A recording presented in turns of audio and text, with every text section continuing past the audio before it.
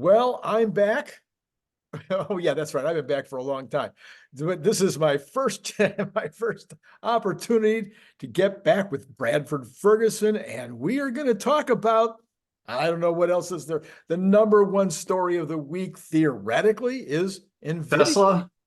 Well, it should be Tesla. We'll talk about that in a minute, why it's not Tesla, but Nvidia's been making a lot of news this week, I guess.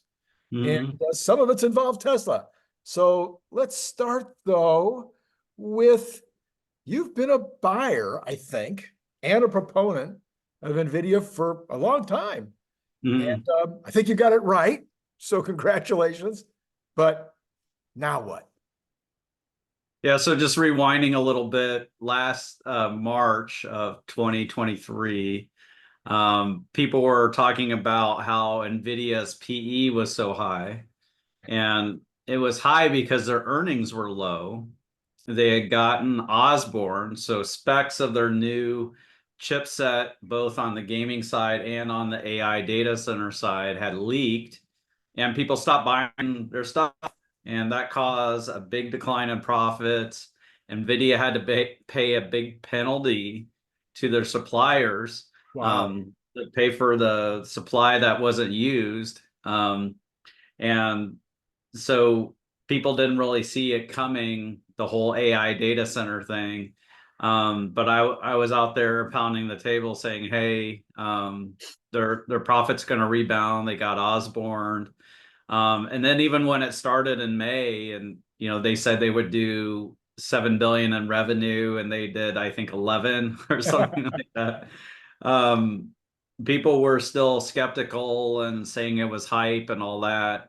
Um, Fast forward to November, I did a video on the Rebellionaire channel on YouTube saying that, and I was a lone voice in the wilderness. There was hardly anyone else on the Tesla sphere even mentioning NVIDIA. I think Jeff Lutz was maybe brave enough to mention it occasionally.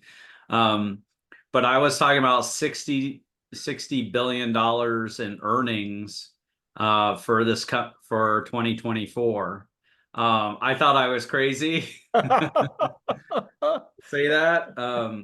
But that would equate to something like, I don't know, $24 a share or something like that. Um, and I think they might already be at that run rate Right. after this first quarter, and their earnings are probably going to keep growing um, each subsequent quarter this year. We'll see. Um, it concerns me as an investor when, like, suddenly everyone's talking about your investment. You're right, the not necessarily my idea, but like Right. everyone's agreeing with me. Yes. Yes. And it tends to be when people agree with you, it's more of a what you would call a crowded trade, and probably the easy money has been made.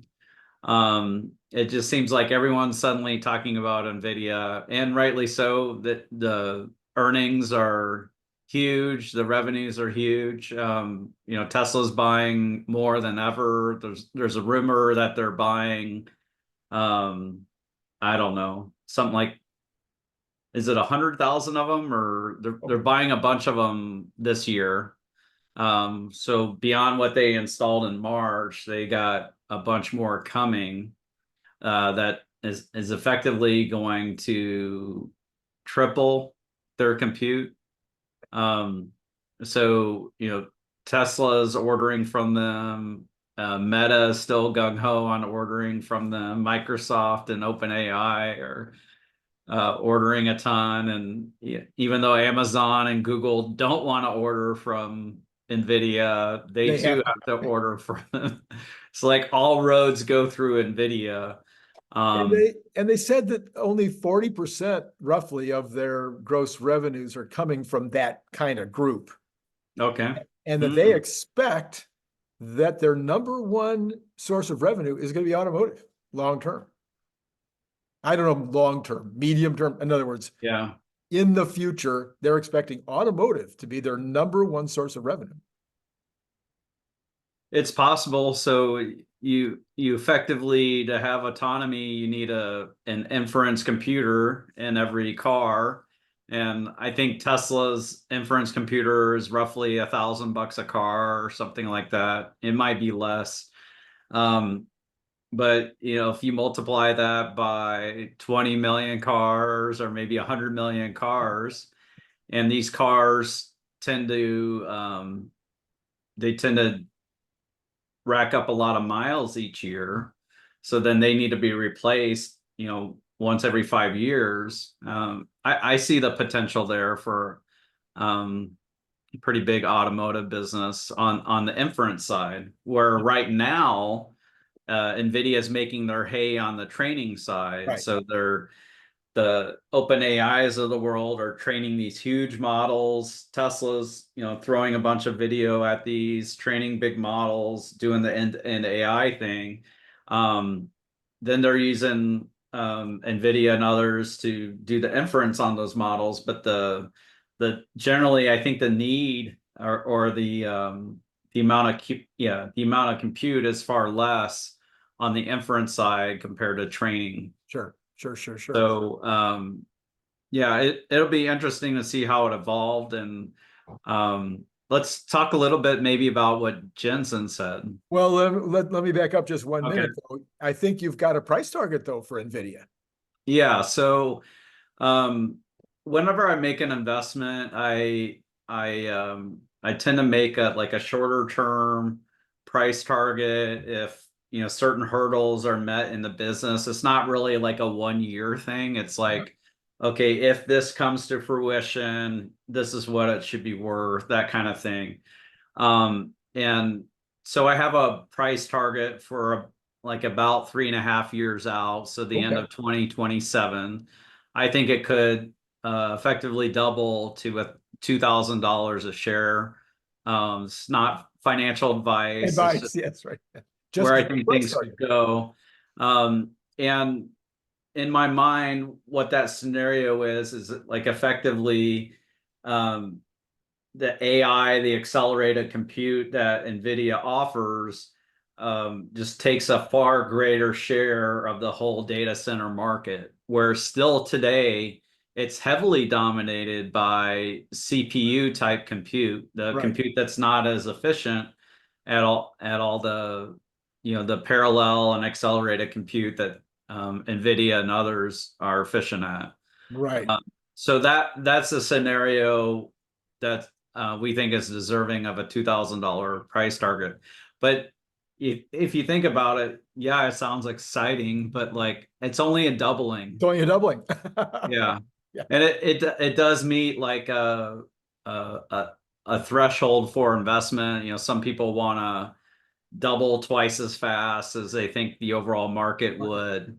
Mhm. But when we're looking at exponential growers, um, it doesn't like meet our threshold, when we're like comparing companies to Got it. Tesla. Yeah. All right.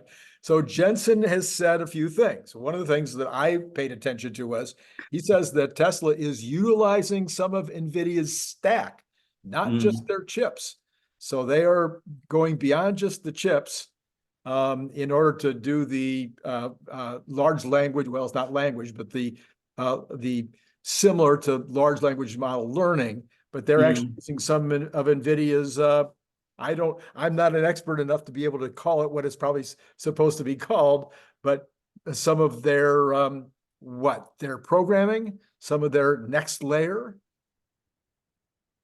Yeah, so what's Tesla is doing with this new approach is instead of, all the 300,000 lines of code and all the rules, like if you're in a intersection, do this and watch for that. And it ended up being a kind of a, uh, a jumbled mess in the car where it'd be very shaky and it would hesitate too much. And they did away with that and trained it on a ton of videos.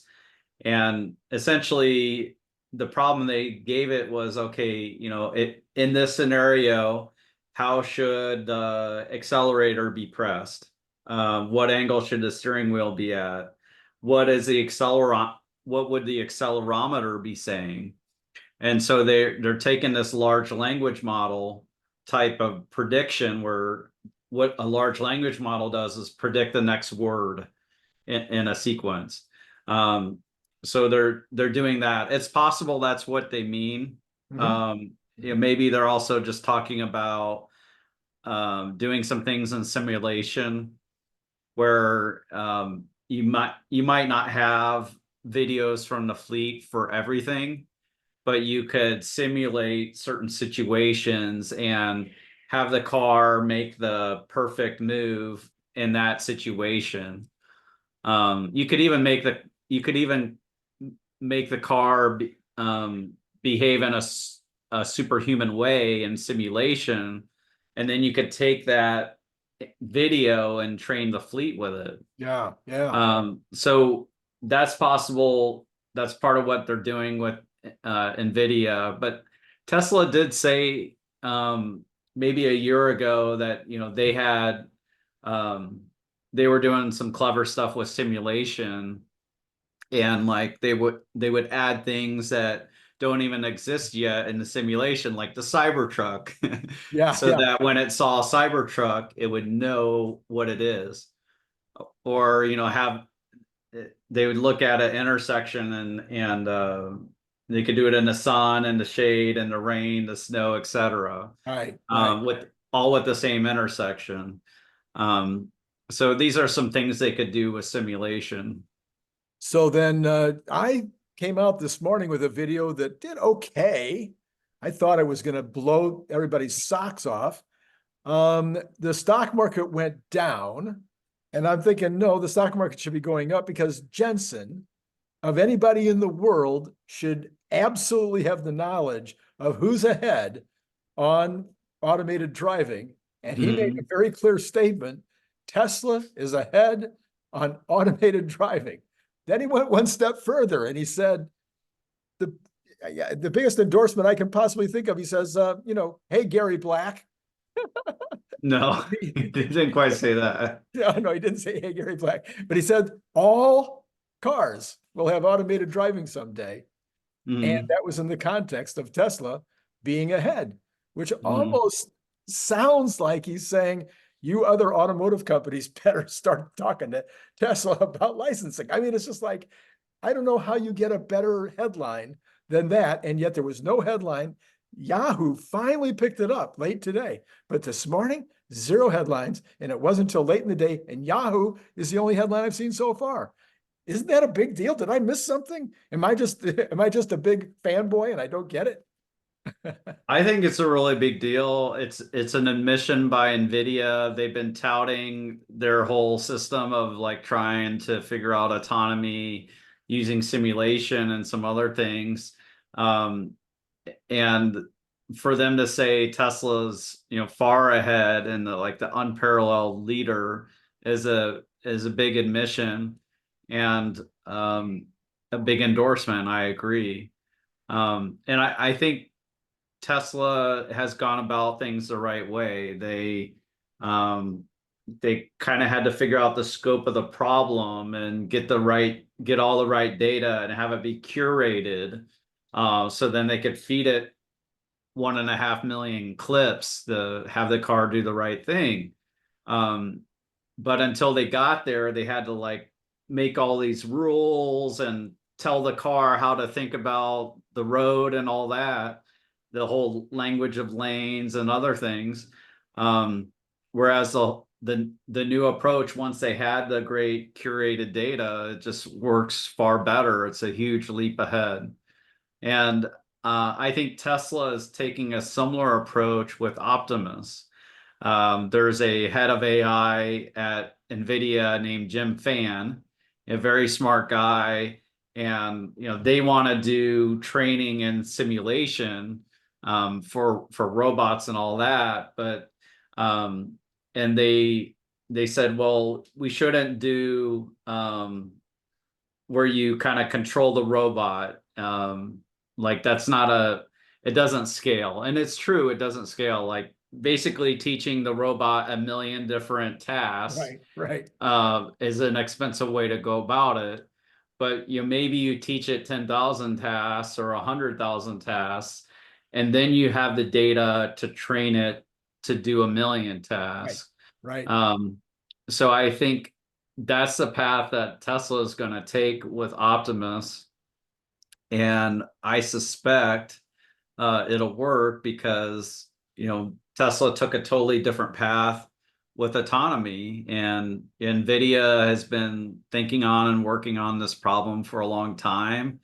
They've had more compute than Tesla, I suspect, and Tesla won, or they're winning right now. No surprise. That's right. No surprise. So, Yeah, and it's crazy, like to hear this news, and he said it so publicly.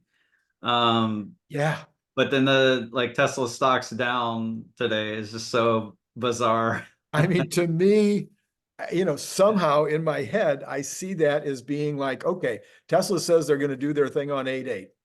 They're going to announce what's happening next.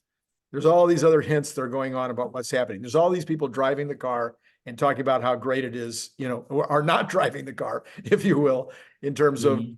how well the system is doing now. And then you have a guy who I don't think there's any question would be the best umpire. He would be the Yeah, referee who would have all the information. and he wouldn't want to admit that Tesla's in the lead because Nvidia offers a solution Yeah, to all the automakers. They're right, selling it to Neo, they're selling right. it to other car makers. Yeah, And it's not just the training and trying to figure out the problem, it's the inference compute for the car and the sensor suite and all that. So he would not want to admit that, but yet he did. good. Yeah. So anyway, all right. So I continue to be befuddled by that. We'll see what happens over the next few days. It's on X today. You asked the question, are you buying Nvidia at all-time highs and selling Tesla low today? So you and I think, had that same conversation like 2 weeks ago, Yeah. because I started to see what I thought was some movement from, Uh, people talking about it, whatever. But there's a lot of people talking about it now. A lot of people on X saying, yeah, I sold 20%, or I sold half, or I sold all. I saw one guy saying he sold all of it and bought Nvidia today. Is this, oh, you saw that. They weren't brave enough to reply on my tweet with that, but yeah, when I think when you see people admitting that, then yeah. there's probably far more people that actually did it, maybe 10 times as many more or Sure, whatever. sure. Yeah, and of course, there's always this idea of catching a comet, grabbing onto the tail and seeing if you Mhm. can't get a ride for a while. But generally speaking, not investment advice to anybody. Generally speaking, this would not be the position I would be looking to take. Buying into something that's already gone up Mhm. 300% in the last year and seeing if I can get the tail of the comet, I would be looking for the undervalued stock, maybe the number one most undervalued stock this year, or at this moment, Tesla, with the potential for a 10 times. Yeah. Yeah, basically I was asking people, are you buying high and selling low? Right. And a lot of people got my joke. Yes. So most people didn't take me up on it. Um, Yeah, there's this temptation. People love winners, and I'm trying to find a chart that I have, but Oh, okay. people love winners, and Nvidia is obvious now. And I believe Nvidia is going to succeed. There's a chance they could get Osborne a little bit. Right. There's some rumblings that Amazon on their latest project, they want the latest chip. They don't want the Yes. current chip. I heard those Um, rumblings too. Yeah. yeah, and yeah, I don't know if that's true or if that's a surprise. There could be more of that. So there's a risk that Nvidia could get Osborne a little bit before the new stuff comes online. So there's risk that way. Um,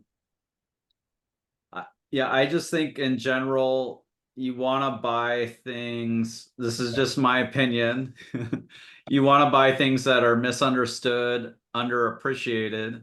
Um, and when everyone like is on your side, that's the time you want to be having your feet at the door and be leaving the party. I like to think of it as an arbitrage. So, in other Mhm. words, if I have information that the average person on the street or the average retail investor doesn't have, if I've got information, then it's almost like insider trading, Yeah. except it's not illegal. It's what we Mhm. try to do. So right now, I feel like I have insider information on Tesla at a level I've never had insider information with Apple or Amazon or some of the other big plays over Mhm. the last 30 years. This insider information is, again, it's a 10 banger or maybe 100 banger, and it's like crazy. Yeah, it's our little secret. So I'm not sure how far the stock goes up or whatever and when, but it seems like it's just a group of people on X and YouTube and maybe a couple other places that understand this information, what the implications are. People are a bit short-term oriented, Yeah, yeah, and it's a bit sad to see, and um, it, it's a lack of patience. yeah, Um, it's a bit of greed and on the side of Nvidia and fear on the side of Tesla. sure. And illustrating this a few days ago was some conversation I was being had around with some bulls that were saying, well, we have the vote coming up on June 13th. We'll find out the results, and only bad things are going to happen. So if Okay. the vote doesn't go through, the stock's going to be down big, and Right. Elon's going to leave, and it's going to be a huge disaster, and be down more after Elon leaves, and all this stuff. But if the vote goes through, the stock's not going to go up. And and it's just like I think when we get that extreme where we think only one thing can happen from an event, we're too far on one side of the equation. Right, Um, the in general, the stock market hates uncertainty. right, So when that uncertainty is lifted and things become more certain, just in general for stocks, then the market would go up. right, right. So people, what they'll do is they'll say, well, I'm going to sell and I'm going to wait till there's more clarity. But when there's more clarity, I can Right. almost guarantee you that the market's going to be much higher. Yeah, yeah, yeah, yeah, absolutely. So I did want to stay with one more question with regard to NVIDIA. You also posted kind of a negative note where you agreed with AJ about NVIDIA suggesting they're playing some games. Uh, I wrote it down here with their books. It's not exactly playing games with their books, yeah, kind of like taking their books and playing games with us. So not that I'm an investor.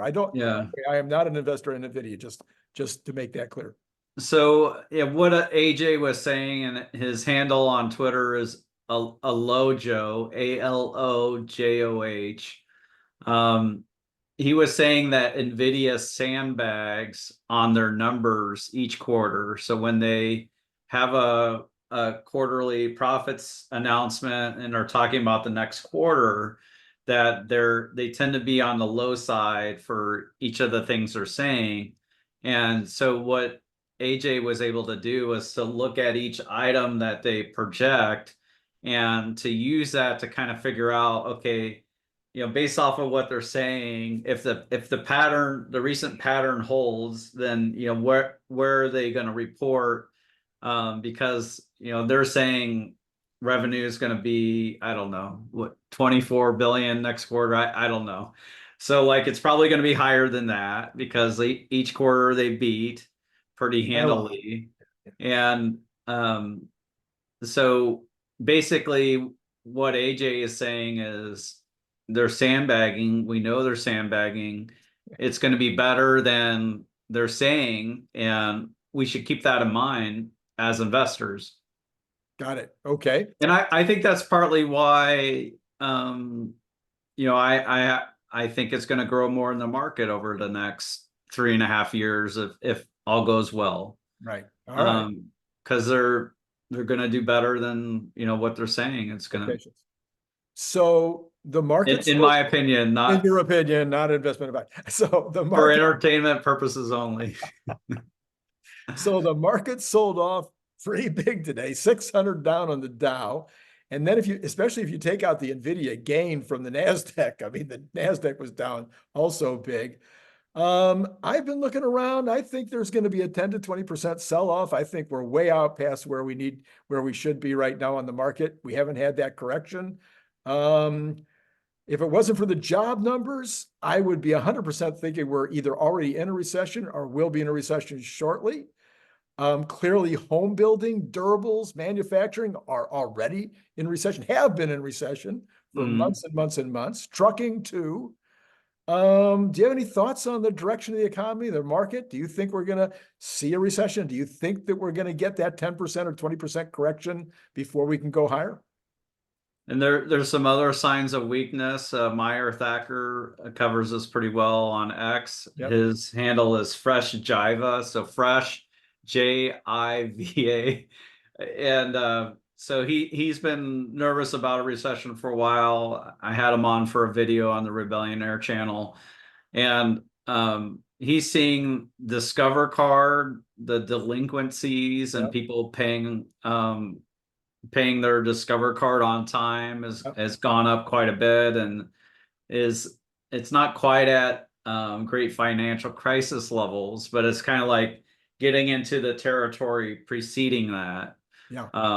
Not as close, not like in the 2008 territory, but like in the 2006 type territory.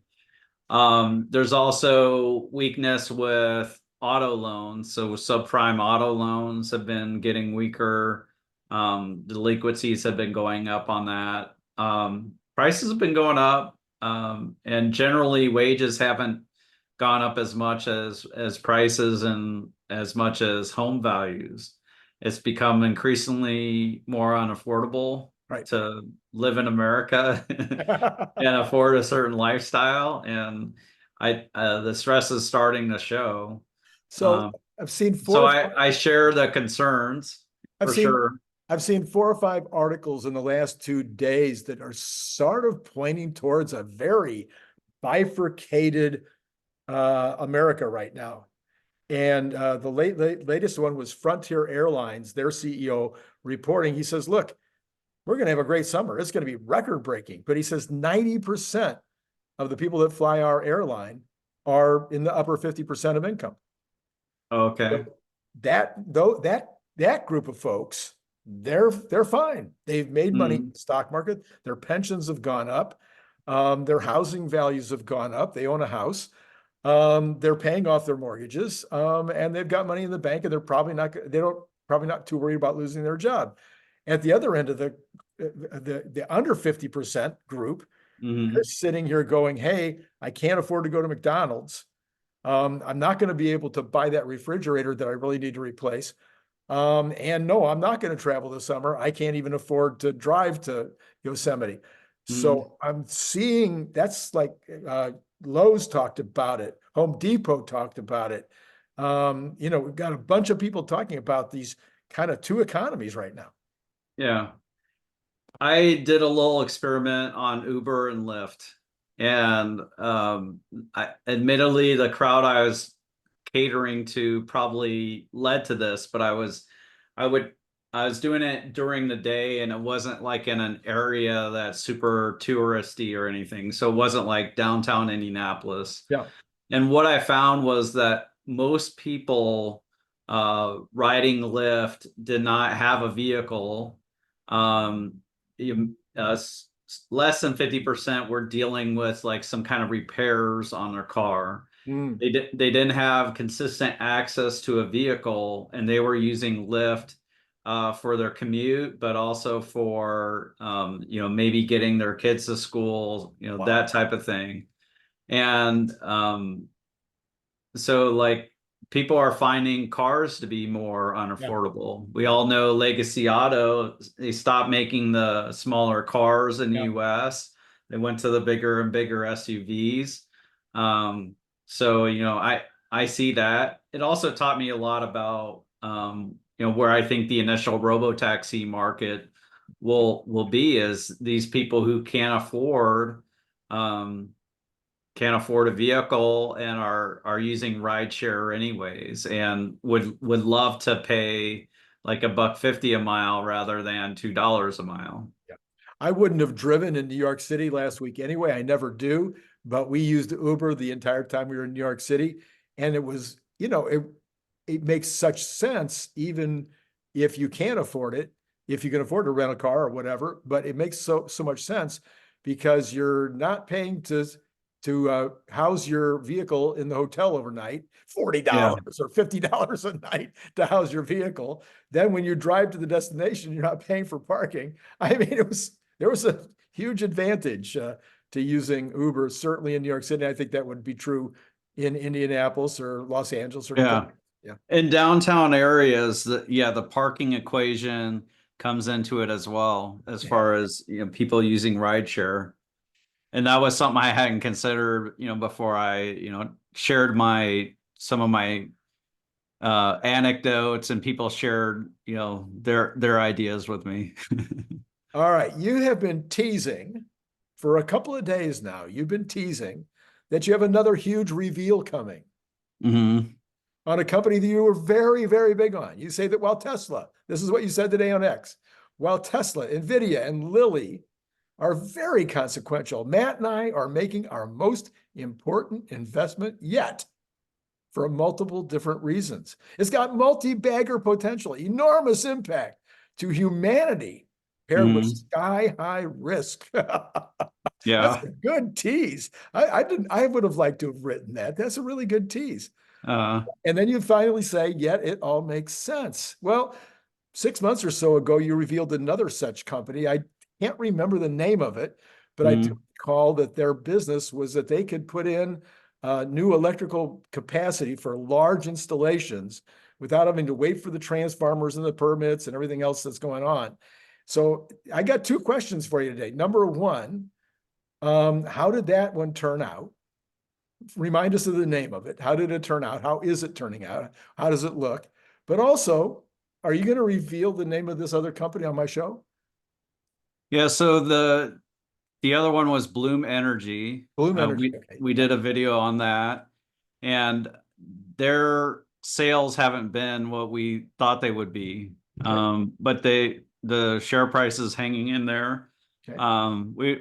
We're not updating our thoughts on that. What's I mean, they're niche. They're one thing niche. that's a little strange is that these data centers they're talking about using nuclear Yeah. power. They want to go with totally clean energy, and Oh, Bloom uses natural right. gas, and Right.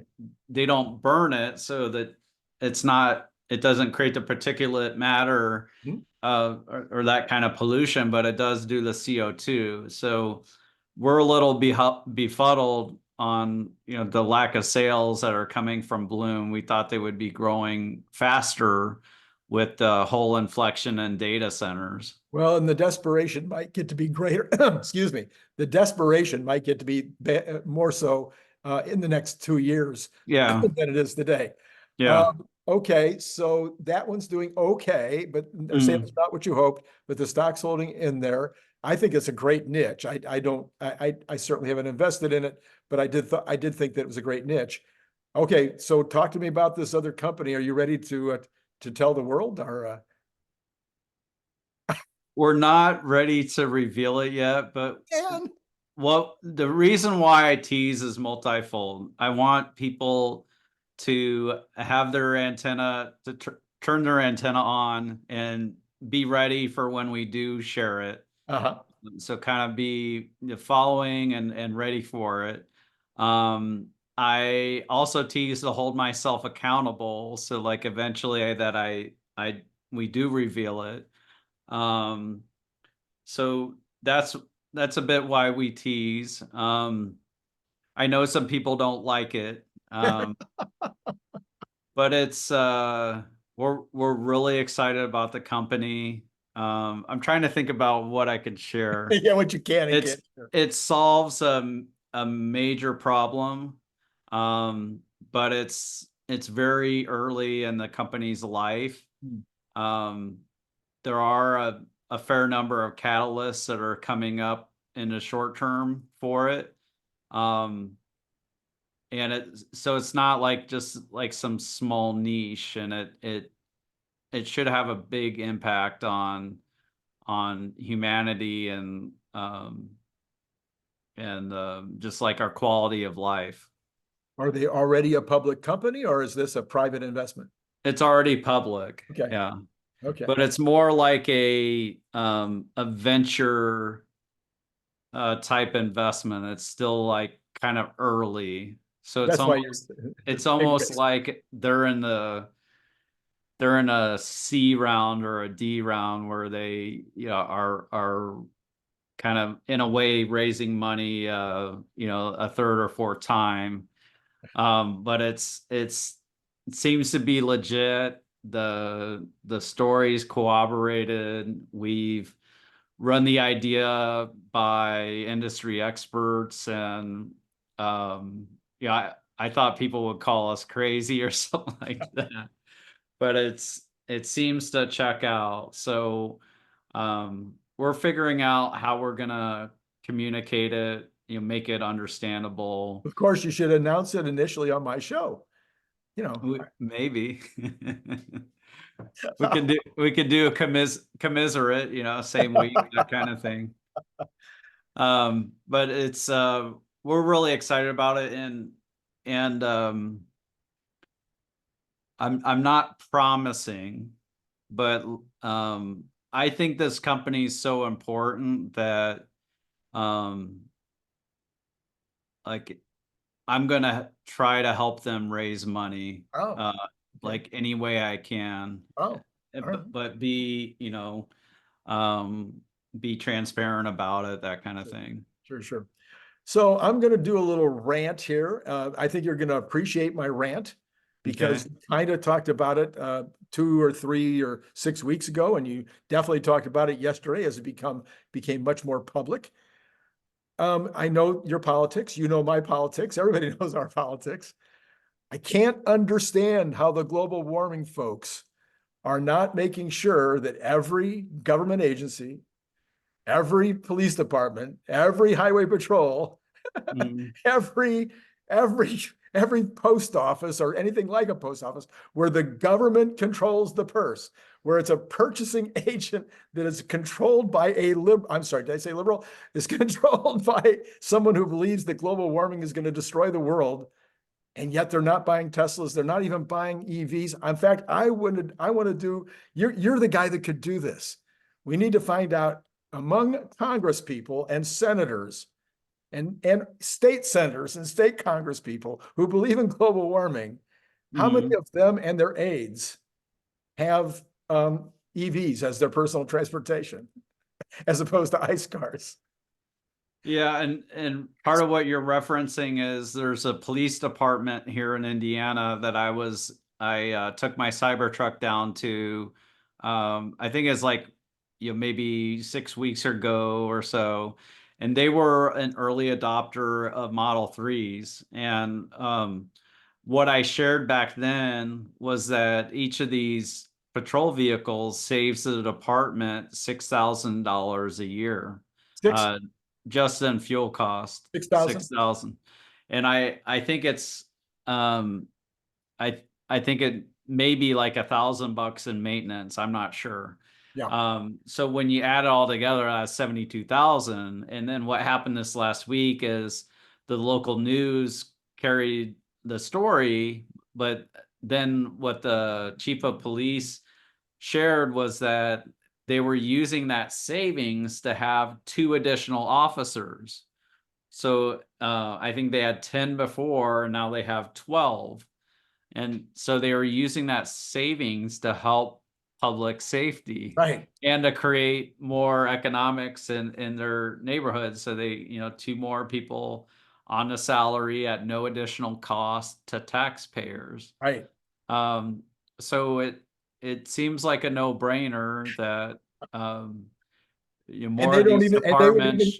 And they weren't we're- even concerned about CO2 or about any, yeah, they were concerned about saving the taxpayer money and putting more saving people on street. money. Yeah. Yeah. And people have gotten so upset about Elon. You had the arson attacks in Germany. This whole group doing their, I think there's some kind of like uh, some charge over a hill that Right. they made a big deal about, where they were, trying to storm the gates at Giga Berlin. And these people just hate Elon. They don't like that he's a billionaire, and they don't like how outspoken he is on some issues. But they're not thinking about the over 10,000 people that are working at Giga Berlin, Yeah. and a fair number of them commute from across the border in Poland, so it's located close to the border in Poland. So it's like, I think it's deeply unfair that they are protesting Tesla, and they pretend to be an environmentalists, but Yeah. they're more unionists, and Anti-capitalists. yeah, and I think um, they're also just kind of doing it for excitement. So the other side Yeah. of my rant, of course, is my continuing rant that if these police departments are doing so well with it, I don't see any proactive effort by Tesla to try to sell cars to governments. Now, maybe it's Mhm. happening, but we have governments all over the world that theoretically would like the savings, Yeah. theoretically would like the better performance, theoretically would like to drive a luxury car for the price that they can drive a Honda now, theoretically would like to, make a dent in the environmental issues that they're concerned about. But they're not doing it.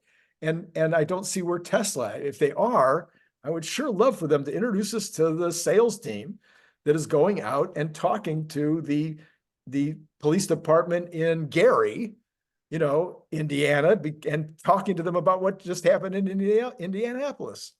Mhm. Tesla's not willing to grease the skids to make it happen. And I think what drives a lot of these deals in general is a bit of corruption, is envelopes get passed around, that kind of thing, and then suddenly, some big deal is made.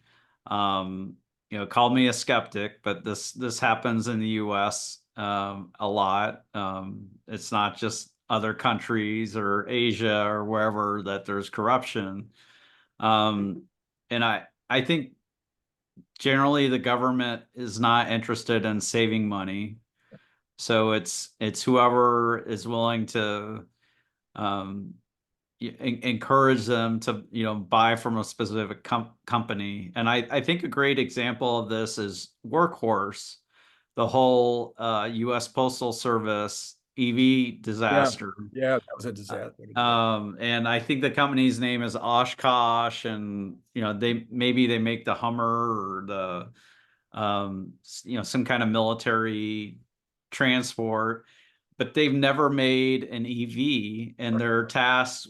They won the contract to make them for the Postal Service. I think Tesla bid on this too, but they didn't bid the right way, Well, and it's a if you look at the vehicle that they're going to make for the Postal Service, provided they can manufacture it, I think they already doubled or tripled the cost on the U.S. government. yeah, yeah. It looks hideous.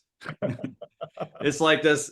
It's got like this really low front, like super low front, and then there's this giant box like that. It looks so weird. So I have a lot of experience bidding government contracts, and I know it's at a much lower level. But I've Mhm, I've had the U.S. Army contract for bicycle water bottles, as well as sometimes the Navy and the other branches of the military. mhm, Also, national parks and a whole bunch of other people where there was a bidding process involved. And I've also had some of my clients who have been major bidders, in local, regional, whatever, bidding opportunities. mhm. there's the opposite side of that too. So I'm sure there's plenty of corruption, but there's plenty of places where there's no corruption. I can attest to that. And but Mhm. what is happening, there is a good old, it's no longer the good old boys network, I guess. It's the good old girls and boys network.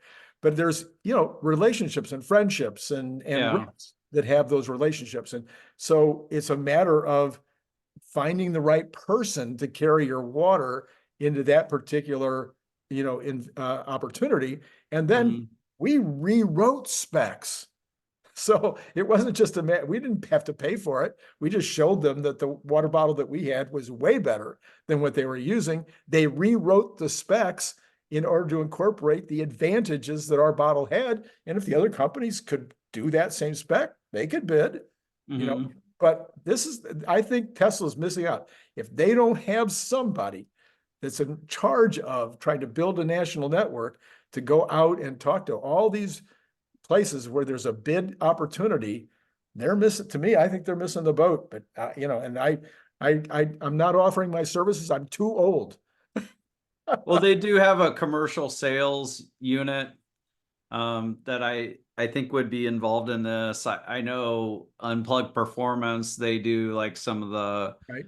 the I don't know if it's called uplifting or the up conversions for the police.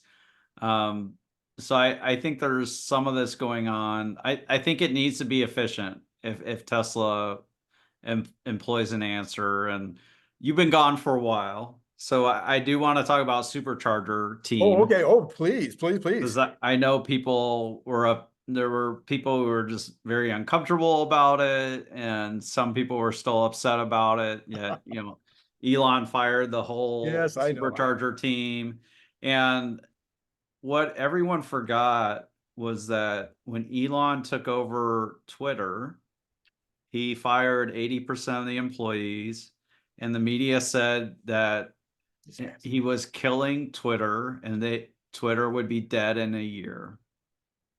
And it actually Elon made it better with far fewer employees. Um, but we hear about the supercharger team where initially Elon, without getting enough information from his leads, had to let everyone go. And I thought Elon would hire back 10 to 30% of the supercharger team. Right. And it sounds like that's what's happening. Yes. Yes. And subsequently, it came out, and there's a company called Smart Charge America, and they made a live video about, and this is on YouTube, Smart Charge America, and it's in their live videos. And they talked about what happened with the Tesla supercharger team. And essentially, what they shared was they felt it had become bureaucratic and inefficient and costly, and that when they're being tasked to put in a supercharger thing, Tesla had a list of 200 boxes to check before you get even to the custom specs of a site. So it just became to be too much, and what it caused was it took sites more than 6 months to be installed. Oh, Where without all the requirements from Tesla, they said they could put in a site in less than a month. wow. Yeah.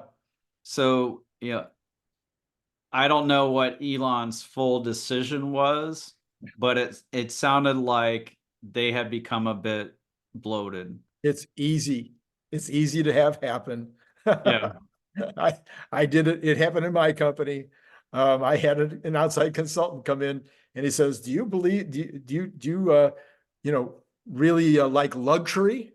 I said, "Well, I guess. I mean, I like luxury well enough." He says, "Well, you must like it here because you have 2.5 artists, you need 1.5. You have 3 bookkeepers, you need 2." Mhm, It's like he just went through the whole company and went, "You're really bloated." Cut out mhm, like something like, I don't know, $125,000 with one, just boom, just said, get rid of all these people. So, and it didn't, no, it didn't hurt my company at all. Wow. Had a little bit. Yeah. So no, I get it. I understand it. And I actually reported that way in the early goings of this whole transition.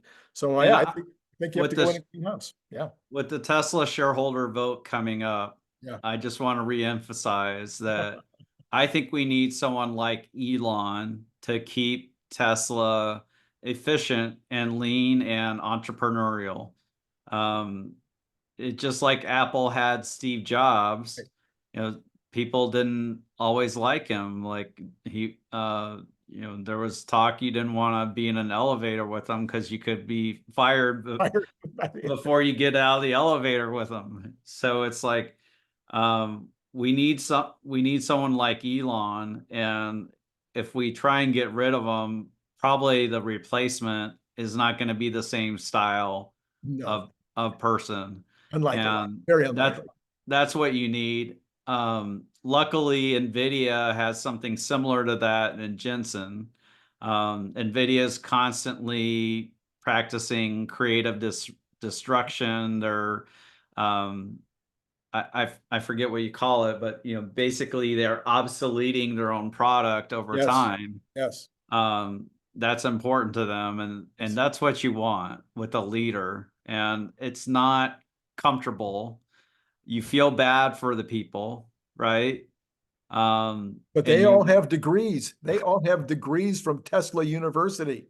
That's right. It's not going to hurt Yeah. them at all going forward. Their resume is golden. Yeah, people who worked at Tesla, like you want to hire them because they're generally passionate and they're talented and self-starters, and generally before they got to Tesla, they were, successful and self-starters already. So yeah, they'll be okay. I'm sure they'll be okay. So, oh, by the way, I think you have a prediction about how the vote's going to go. The what? The How the vote's vote? going to Yeah, go? so I think there's a less than 1% chance that the vote fails. Oh, okay. Um, I think people understand how important this vote is. People are going out of their way to make sure they vote their shares. So I think that the vote on the pay package, this is just my Yep. Yep. opinion. I think it'll go through. The vote on the reincorporation of Texas might need another vote, because for that vote, the people who do not vote essentially count as a no vote. Right. Whereas for the Elon pay package, it's Only voting. the percentage of people who vote um, need to accept it. So I think the vote will go through. We don't necessarily know what'll happen with that, but because Tesla has given so much more disclosure now, Mhm.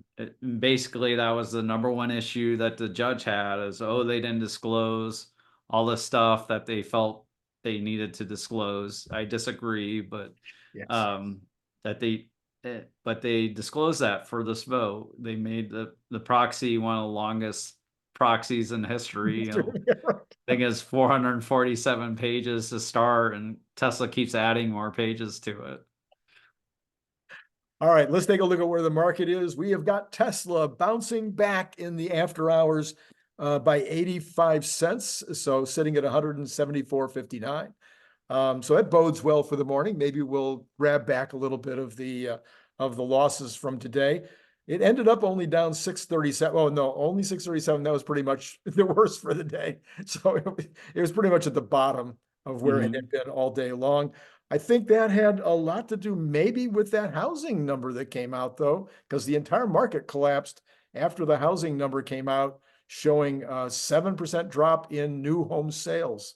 So I didn't think that was necessarily such bad news, given the inventory problems that are in the housing, even in the new housing area. But the market didn't seem to like that number very well. Not sure that was it, but the Dow took another tumble after that information came out. Okay, all right, and okay, moving on. The rest of the market, Dow, of course, was down 605, NASDAQ down 65, S&P down 39, and the Magnificent Seven, except for Nvidia, all down. So it was a big down day. And most of that happened the second half of the day. We want to look at bonds, though. Bonds, I'm not a happy man. Bradford, well, they're down a little bit in the pre-market. So, but still, the 10-year is sitting at 4.467. So we are really pushing up against 4.5 again. That's not a good thing. No. And the inversion is getting wider again. Oh boy. That's not a good sign. I can't figure this is going to be this now. I think is absolutely the longest it's been inverted ever. And Yeah. I threw out the idea this morning. Maybe this is the new normal.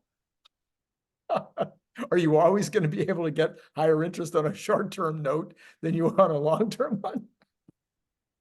Yeah, I'd have to sleep on that one. Oh, yeah, yeah. Go ahead, take your I time. need to somehow like make that make sense in my head. Yeah, I know. Oh, yeah, and even as we're sitting here, the 10-year is moving higher, and the 2-year is. I'm sorry, the two years down a little bit, but the 2-month is up 2.6 basis points.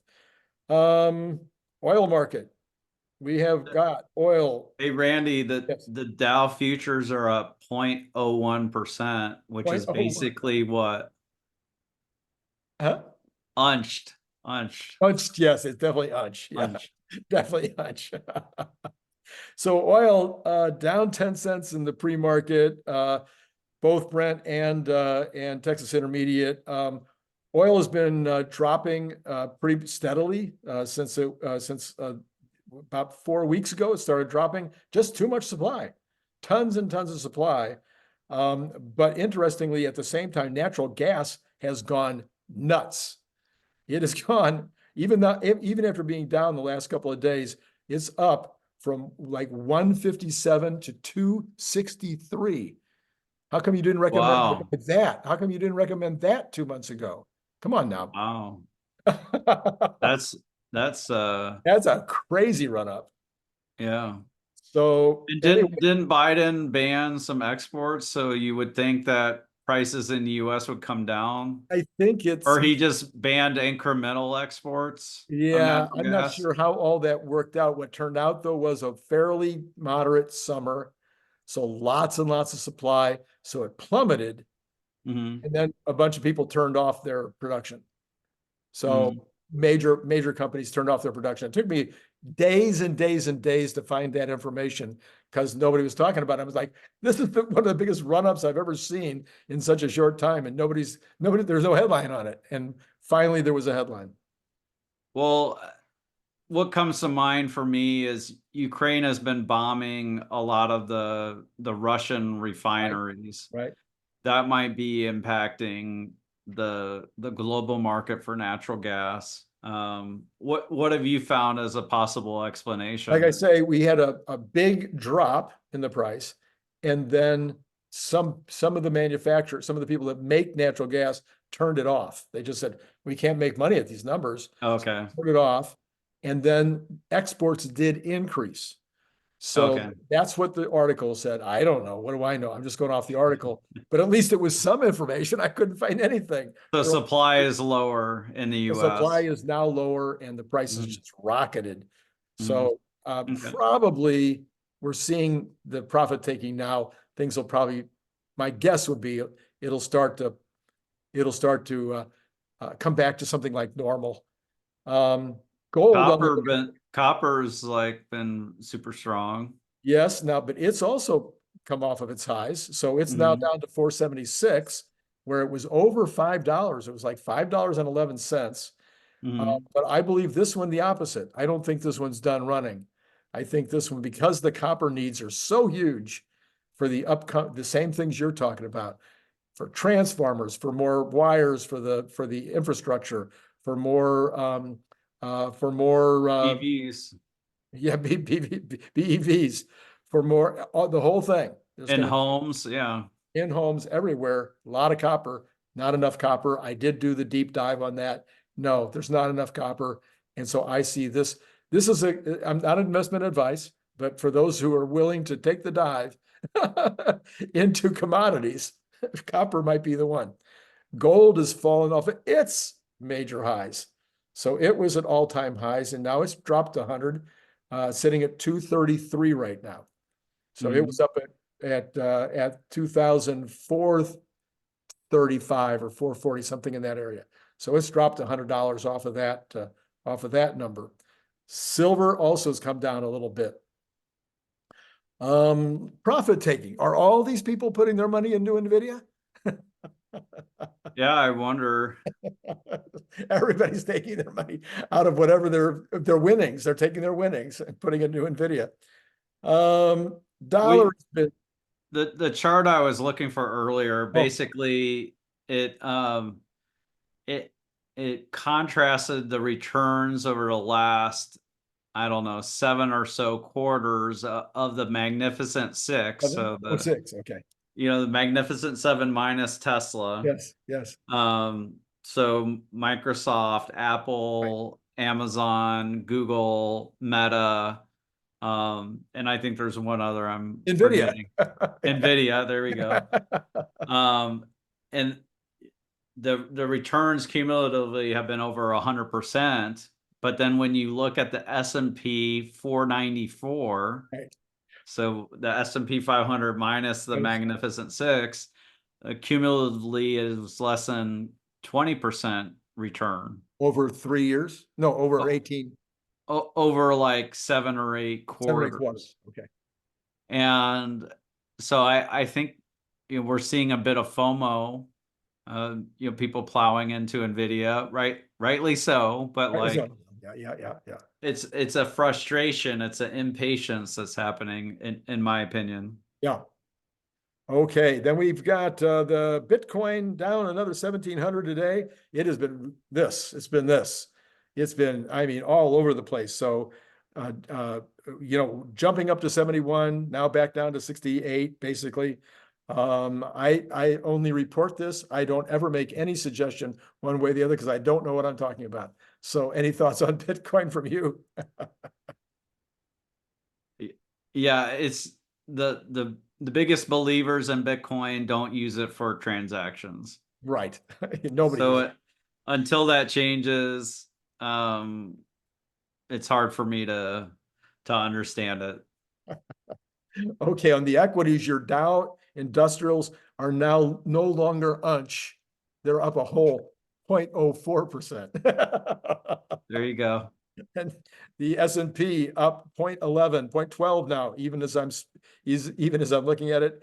Keep And talking. Let's go. yeah, that's right. And the NASDAQ is up 0.11. So that would be 15 for the Dow, 6.25 for S&P, and 20.75 for the NASDAQ. So, like Tesla, looking like maybe people are going to be doing a little shopping tomorrow morning, a little bit of bargain hunting. We'll see. We'll see. All right. Looking forward to it. I got my popcorn ready. There you go. So I'll leave you with one last opportunity. If there's anything I left out that you're passionate about, what would that be? Yeah, just be patient. We will be releasing some research soon. I don't know how long it'll be, and just try to be open to it. It is extremely high risk. Okay. So it's not something you would plow a bunch of money into. It's very early in the company's life. So just caution people not to go hog wild about it either. But to All be right. open to it, it's like it's kind of wild. It seems too good to be true to Matt and I. There you But go. we keep vetting it with more people, and it keeps passing the test. So we're surprised. Okay. All right. Well, all of you out there in listener land, follow Bradford over at rebellionaire.com and his video channel as well. How often are you putting out videos right now? We just put out we're working on a video about Lemonade. They have a special financing deal. And I think Matt is working on a presentation that initially is going to go out to our clients, but I think we'll we'll release it sometime later where we're talking about AI and Tesla and Oh, self-driving, some things like that. wow, very cool.